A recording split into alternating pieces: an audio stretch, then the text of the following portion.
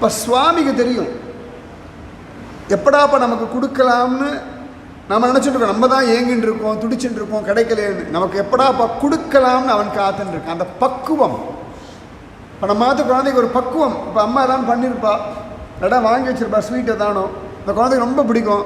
அது 2 நாளாக வயிற்ற வலிக்கிறது தான் கேட்கும், இல்லை அப்புறமா தரேன். அம்மாவுக்கு இது சீக்கிரம் இந்த குழந்தைக்கு அது சரியாக போகணுன்றத விட அம்மா அதை துடிச்சுட்டு சீக்கிரம் சரியாக போயிட்டு அது ஸ்வீட்டை கொடுத்துடலாம். பாவம் அம்மா ஆனால் கடினமாக இருப்பா குழந்தைகிட்ட. சும்மா உனக்கு ஏற்கனவே வயிற்று வலி டாக்டர் சொல்லியிருக்கார், 2-3 நாள் ஒன்றும் கிடையாது எல்லாம் சொல்லுவாள். ஆனால் மனசுக்குள்ள சீக்கிரம் சரியாக போய் தொலையிட்டமே, அது நிம்மதியாக ஓடி ஆடி ஜம்முன்னு இருந்தது, இந்த ஸ்வீட்டை கொடுக்கலாம். இப்போ குழந்தையினுடைய தாபத்தை விட அம்மாவினுடைய தாபம் தானே ஜாஸ்தி. இந்த ஜென்மால தன் வயிற்றில் பெற்றோன்ற ஒரு காரணத்துக்காக இவளுக்கு இவ்வளோ தாபம் இருக்குன்னா, ஜென்ம ஜென்மாந்திரம் கோடானு கோடி ஜென்மாவா பிரளயத்தில் நம்ம அத்தனை பேரையும் கர்ப்பத்தை சுமக்கிற அகிலாண்ட கோடி பிரம்மாண்ட நாயகனுக்காக குறவு இருக்க போகிறோம்.